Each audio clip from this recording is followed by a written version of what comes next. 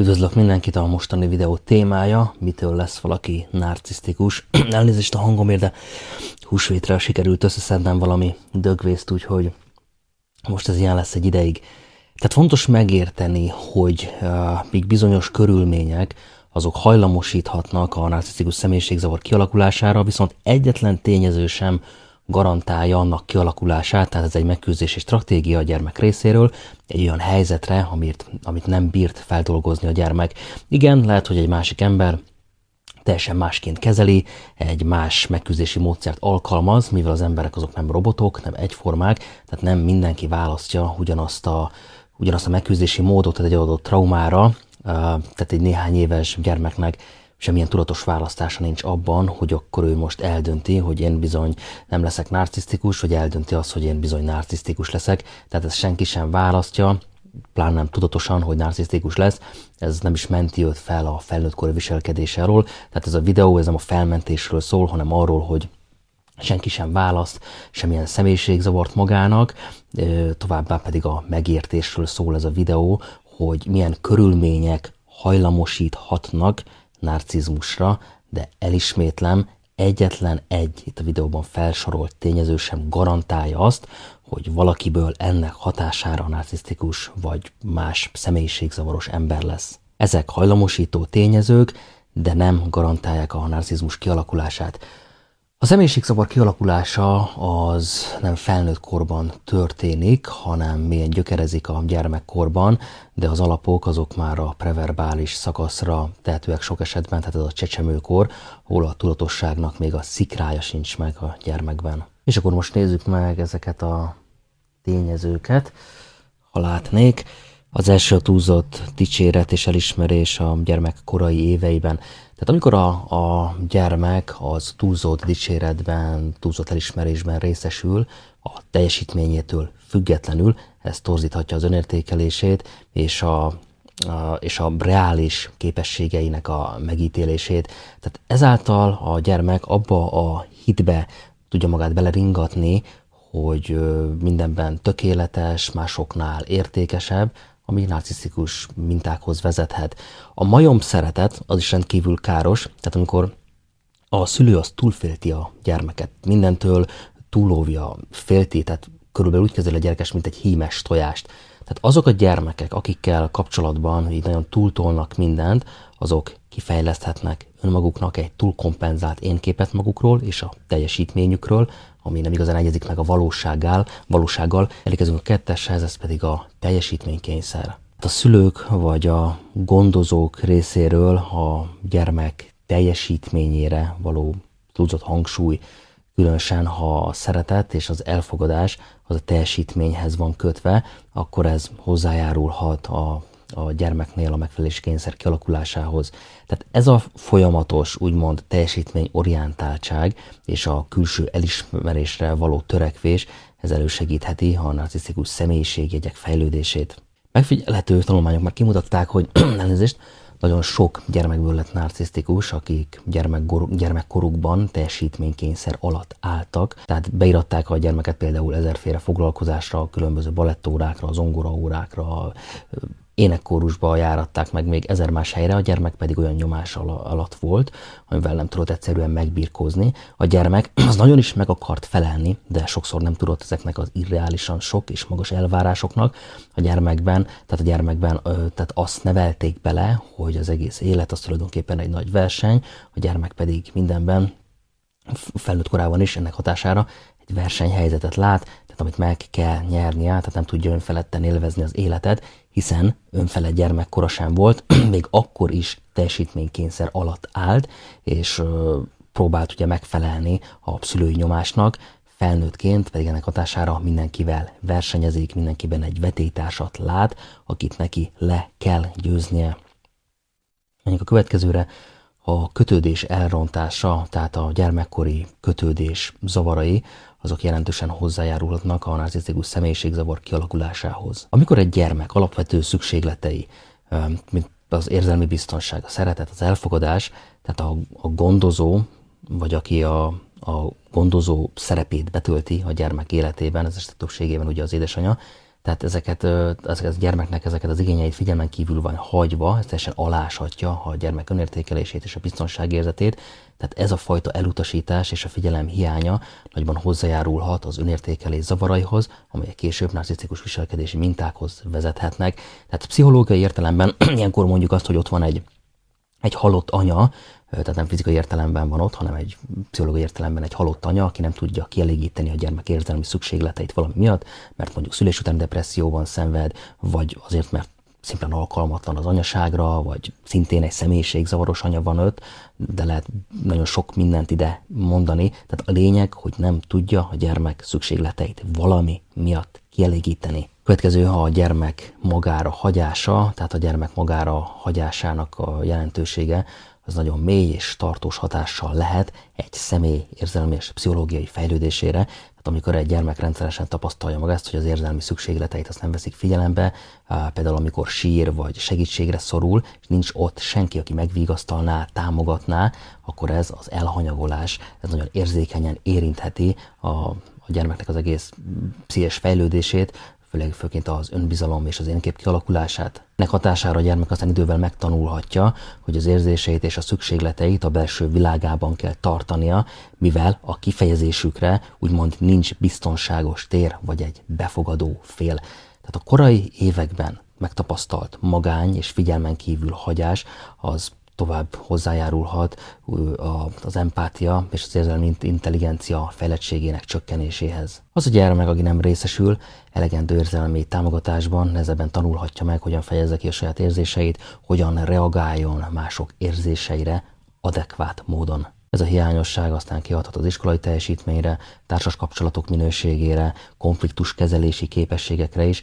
A bizalom hiánya, ez is nagyon fontos, amit a gyermek magára hagyásából fakadhat, ez állandó kísérője lehet a gyermek felnőtté válásának folyamatában, tehát ez a mélyen gyökerező bizonytalanság akadályozhatja a biztonságos kötődés kialakulását, ez még létfontosságú a személyes kapcsolatokban való sikeres navigáláshoz. Az ilyen módon elhanyagolt gyermek gyakran küzdhet azzal a belső konfliktussal, hogy megérdemli a szeretetet, megérdemli a törődést, amely tovább súlyosbítja az önértékelési problémákat. Összességében a gyermek magára hagyása, akár fizikai, akár érzelmi értelemben, ez alapvetően befolyásolja a személyiség fejlődését, és hatással van a későbbi életbeli kapcsolatokra, az önbizalomra, az életvezetésre, mivel a korai életkorban nyújtott támogatás az kulcsfontosságú lenne a gyermek egészséges fejlődéséhez és érzelmi jólétéhez, és ha itt hiba van, akkor igen, akkor sajnos a gyermek az egy életre elakadhat. Következőre menjünk,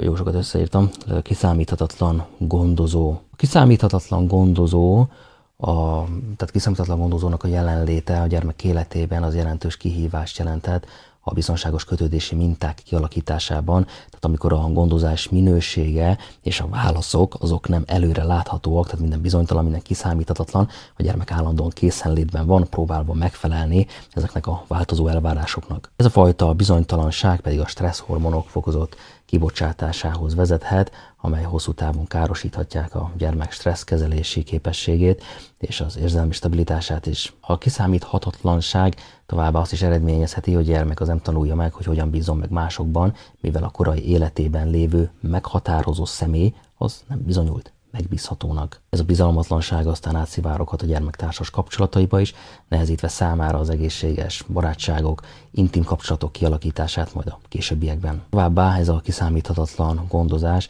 akadályozza a gyermek képességét arra is, hogy megfelelő önértékelést alakítson ki magának, tehát a gyermek az folyamatosan kétségbe vonhatja a saját értékét, a képességeit, mivel nem kap egy konzisztens visszajelzést a környezetétől. Egyszer ilyet kap, egyszer amolyat, ez az önértékelési probléma hosszú távon alacsony önbizalomhoz és akár depresszióhoz is vezethet. Végezetül még ez a kiszámíthatatlan gondozó által okozott bizonytalanság és folytonos stressz, ez hozzájárulhat a gyermek későbbi életében jelentkező szorongásos és elkerülő kötődési stílusok kialakításához. A korai életkorban elszenvedett kiszámíthatatlan gondozás tehát nagyon mély, nagyon tartós hatást gyakorolhat a gyermek pszichológiai jólétére és a kötődési stílusára is. Egy narcisztikusnak sincs biztonságos kötődési stílusa. A narcisztikusok kötődési stílusáról, ahogy már csináltam videót, majd a végére beteszem ezt, és aki még nem látta, vagy meg szeretné nézni, ez meg tudja tekinteni. Na, menjünk a következőre. A gyermek érzelmi szükségleteinek a bagatelizálása. Tehát amikor egy gyermeknek az érzelmi szükségleteit azt rendszeresen figyelmen kívül hagyják, vagy bagatelizálják, az alapvetően befolyásolhatja az érzelmi intelligenciájának és az önkifejezésének a fejlődését. A gyermek az megtanulhatja, hogy az érzéseit visszatartsa, mivel úgy érzi, hogy azok nem kapnak megfelelő értékelést, elismerést, a gyermek mások jóváhagyására és elismerésére hagyatkozik, önképe megerősítése érdekében, ez hosszú távon, tehát ez az attitűd, ez növelheti a függőséget a külső megerősítésektől, és hozzájárulhat a narcisztikus viselkedési minták kialakulásához, amelyek a felnőttkori kapcsolatokban is megjelennek. Magány és izoláció. A magány és az izoláció, ezek szintén egy mélyen ható élmények, amelyek különösen súlyosak lehetnek egy gyermek életében, akinek szüksége van a társas kapcsolatokra, az interakciókra, az egészséges érzelmi fejlődés érdekében. Amikor egy gyermek rendszeresen egyedül találja magát a problémáival, és nem kapja meg a szükséges támogatást és a figyelmet a családtagjaitól, tehát ez az érzelmi elszigetelődés felé terelheti. Az ilyen elszigetelés az nem csak a közvetlen társas kapcsolatok hiányát jelenti, hanem a gyermek képességét is korlátozhatja arra, hogy érzelmileg kapcsolódjon másokhoz, tehát ennek hatására az empatikus képességek sem tudnak egészségesen fejlődni. Tehát egy gyermek, aki a saját belső fantáziavilágában él, és nem tud kapcsolódni valódi emberekhez a környezetében, ott hibás fejlődési rendszereken fog keresztül menni. Ez az elszigetelődés, ez elősegítheti, tehát az önmagával kapcsolatos túlzott foglalkozás, tehát önmaga megszállottja lesz, mivel a gyereknek kevés lehetősége van másokkal való érzelmi interakcióra, és így a saját belső világába fordul. Ez az önfókuszált hozzáállás megnehezítheti a gyermek számára, hogy megértse, értékelje mások érzéseit, nézeteit, nézőpontjait, ami hosszú távon az érzelmi empátia hiányához vezethet, kialakít egy elszigetelt belső világot, és ebben a belső világban él, nem kapcsolódik külvilági tárgyakhoz, tehát belső tárgyakkal kezd interakciót folytatni. A pszichológiában a tárgy az szemét jelöl, tehát pontosan így viselkedik egy narcisztikus is felnőttként, nem kapcsolódik a partnere valódi személyéhez, csak egy internalizált eszményi képhez kapcsolódik a fejében, tehát nem folytat egy vérbeli narcisztikus kommunikációt a partnere valós személyével. Csak azt lehet mondani, hogy belső tárgyakkal folytat interakciót. Menjünk a következőre, a szülői manipuláció. A szülői manipuláció is jelentős hatást gyakorolhat egy gyermek pszichológiai érzelmi fejlődésére. Tehát amikor a szülők hazugságokat, félrevezetést, vagy bármilyen más manipulatív taktikákat alkalmaznak a gyermekek irányítására, vagy éppen a szülő, amit el szeretne érni, tehát ez torzíthatja a gyermek érzékét a bizalomra, őszinteségre. Manipuláció ezen formái az megtaníthatják a gyermeket arra, hogy a kapcsolataiban a manipuláció az elfogadható és hatékony eszköz az eredmények elérésére, vagy bármilyen más konfliktus megoldására. Tehát az a gyermek, aki manipulatív viselkedést tanul meg, és ezt tekinti egy alapnormának, akkor valószínűleg ezt a viselkedési mintát fogja alkalmazni a felnőttkori társas interakcióban is, ezzel pedig teljesen károsíthatja ezeket a kapcsolatokat. Manipulációnak a hatása a gyermekkorban azt is eredményezheti, hogy a gyermek később, aztán felnőttként nem igazán tud kialakítani mély érzelmi alapú kapcsolatokat, mivel a manipuláció akadályozza az őszinte és nyílt kommunikációt. Továbbá még azt is el lehet itt mondani, hogy a manipuláció által kialakított kapcsolatok azok felületesek, konfliktusokkal teliek lehetnek, mivel a manipuláció alapján kialakított interakciók, azok ritkán alapulnak kölcsönös tiszteleten és megértésen. Az a gyermek, aki manipulatív viselkedési mintákat sajátít el, a későbbi felnőttkori életében szembesülhet azzal a kihívással, hogy képtelen fenntartani tartós és egészséges kapcsolatokat. És igen, ez a szülői manipuláció, tehát ez hozzájárulhat a narcisztikus viselkedési mintáknak a kialakulásához, ahol az önérdek dominál, és a másokkal való kapcsolatokat úgymond eszközként használják fel a saját céljaik eléréséhez. Sok manipulatív narcisztikus szülő is létezik, akiknek a teremtménye, tehát jó eséllyel narcisztikus személyiségzavaros vagy borderline személyiségzavaros lesz. Nem menjünk a következőre, feltételhez kötött szeretet.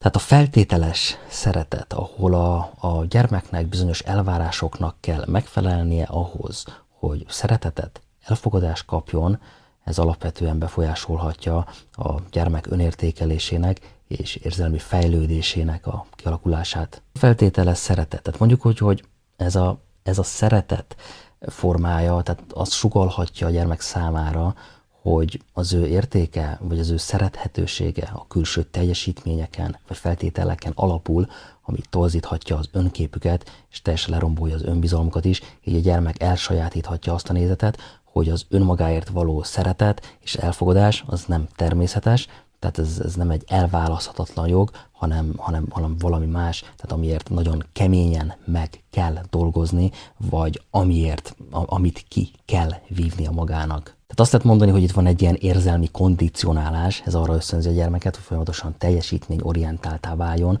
ahol az önértékelés fő forrása a teljesítményükben, vagy a mások által megszabott elvárásokban keresendő. Tehát ennek eredményeképpen, tehát ezek a gyerekek, ezek hajlamosak lehetnek elfojtani a valódi érdeklődési körüket, a saját érzéseiket, vagy az egész identitásukat azért, hogy megfeleljen a szülői elvárásoknak, vagy hogy szeretetet és elfogadást szerezzen. Feltételes szeretet esetén a gyermek gyakran érezheti, hogy nem tud megfelelni a ránehezedő elvárásoknak, szorongáshoz, alacsony értékeléshez, identitászavarhoz vezethet, tehát a gyermek emellett nehezen tanulhatja meg, hogyan értékelje és szeresse önmagát feltétel nélkül, ami a későbbi életében egyértelműen kapcsolati problémákhoz vezethet, hiszen mindenki azt vetíti rá a környezetére, ami benne van. A narcisztikusban nincs önszeretet, tehát a narcisztikusban állandósult belső konfliktusok vannak. Tehát ez a feltételes szeretet, ez hosszú távon az önbecsülés és az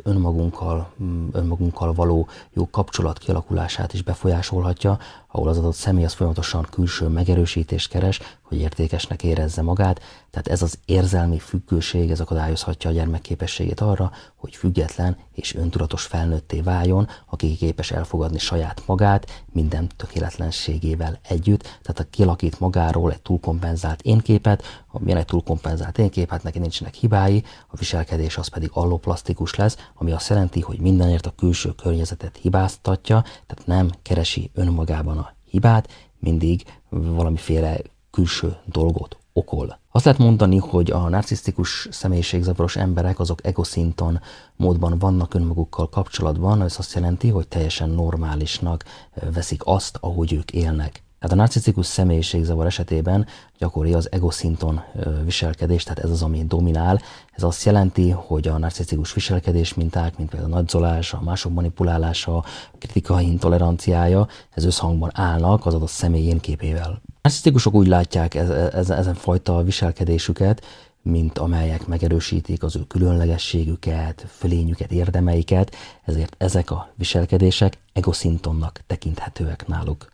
Mivel ezek megegyeznek a narcisztikus alapvető önképével, önértékelésével. Az ilyen viselkedés minták tehát nem okoznak belső konfliktust vagy szorongást a narcisztikus számára, ellentétben azzal, amit egy nem narcisztikus személy tehát érezne hasonló helyzetekben, tehát mondjuk egy példát, tehát egy normál embernél az létrejön a bűntudat, ha hazudik, ha bánt másokat, hát a narcisztikusnál ilyen nem jön létre a manipulációk hatására, tehát ő ezt teljesen természetesnek éli meg, a narcisztikus viszont igen, a narcisztikus szorong, a narcisztikus állandóan szorong, de nem attól, hogy manipulál vagy bántalmaz másokat, tehát ezek a manipulálások, bántások sajnos teljesen természetesek a narcisztikusoknak. Na, elég volt erről ennyit, menjünk a következőre. Megalázás, kritizálás állandóan mindenért. Tehát a gyermek megalázása és az állandó negatív kritika szintén súlyosan befolyásolhatja a gyermek önértékelését, önbizalmát, énképét. Tehát amikor a gyermek az folyamatosan csak negatív visszajelzéseket kap a szüleitől, vagy az életében lévő más fontos személyektől, ez azt üzenheti a gyermeknek, hogy ő nem elég jó, hogy valami hiba van benne. Tehát ez a fajta kommunikáció, ez nagyon mélyen ható károkat okozhat a gyermek önbecsülésében, és hosszú távon befolyásolhatja az önmagával való kapcsolatát. Milyen a narcisztikusnak az önmagával való kapcsolata, hát természetesen rossz, nagyon nem jó. Ez az állandó kritika, ez az állandó megaláztatás tehát itt állandósult dologról van szó, tehát ez arra készíteti a gyermeket, hogy folyamatosan a tökéletességre törekedjen, vagy mindig mások jóváhagyását keresse, bármibe is kezdene. Tehát ez a megfelelési kényszer és az elismerés iránti túlzott vágy egy bizony hozzájárulhat a narcisztikus viselkedési mechanizmusok kialakulásához. A gyermekkorban megtapasztalt degradálás, alázás, állandó kritika a másik lehetséges következménye az érzelmi visszahúzódás, vagy a másokkal szembeni bizalmatlanság, vagy természetesen akár mind a kettő is. Tehát a gyermek megtanulhatja, hogy az érzéseit, a valódi énjét, azt rejtegesse, ez pedig akadályozza az őszinte és mély kapcsolatok kialakítását.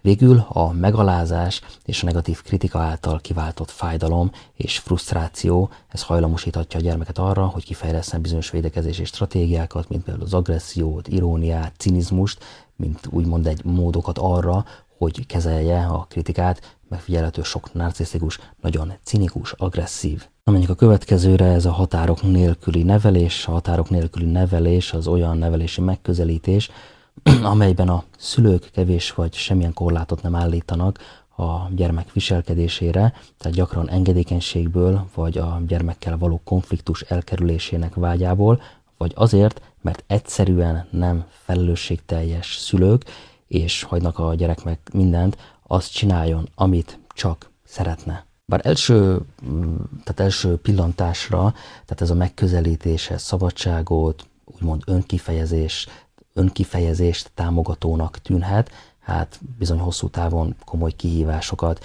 vet fel a gyermek személyiség fejlődésében és társadalmi alkalmazkodásában. Korlátozások és a szabályoknak a hiánya az nem biztosítja azt a struktúrát és irányítást, ami a gyermekeknek szükségük van ahhoz, hogy megértsék a társadalmi normákat és úgymond a viselkedési elvárásokat, tehát ez a szülői hozzáállás, ez nem készíti fel őket arra, hogy megfelelően kezeljék a kihívásokat és megértsék a cselekedeteik következményeit, ami a felelősségvállalás és a probléma megoldó képességek hiányához vezethet náluk. Amikor a gyerekek azt tanulják meg, hogy ő nekik mindent megengedett, mindent lehet, akkor nagyon nehezen ismerik fel majd később a saját hibáikat, és hajlamosak lehetnek másokat hibáztatni a saját kudarcaikért.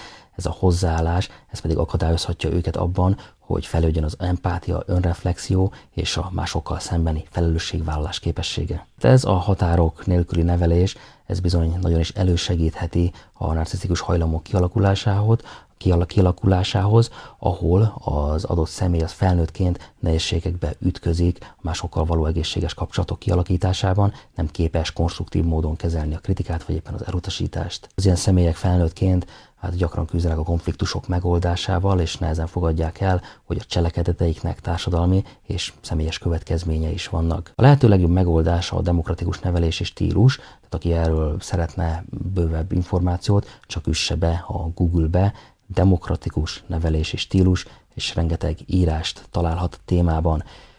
Hát ezek lennének azok, amik hajlamosító tényezők lehetnek a narcisztikus személyiségzavar kialakulásához, de egyetlen egy tényező sem garantálja a narcisztikus személyiségzavar kialakulását.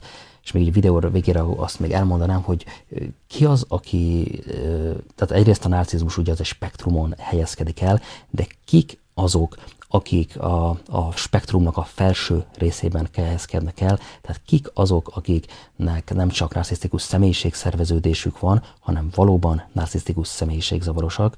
Azt lehet mondani, hogy a patológiás narcizmus, tehát az egyfajta fixáció, amikor az adott személy nem tud meghaladni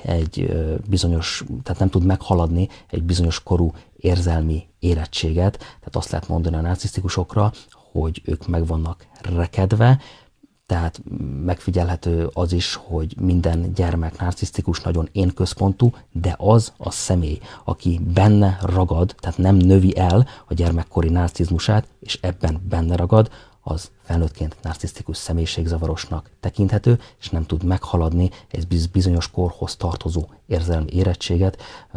Valahol a narcisztikusok úgy körülbelül 6-7-8, maximum 9 éves gyermek érzelmi szintjén vannak megrekedve. Tehát azok a személyek, akik érzelmi szinten meg vannak rekedve, és még ezen felül alkalmaznak rengeteg specifikus narcisztikus viselkedési mintákat, azok a személyek patológiás narcisztikusnak tekinthetőek.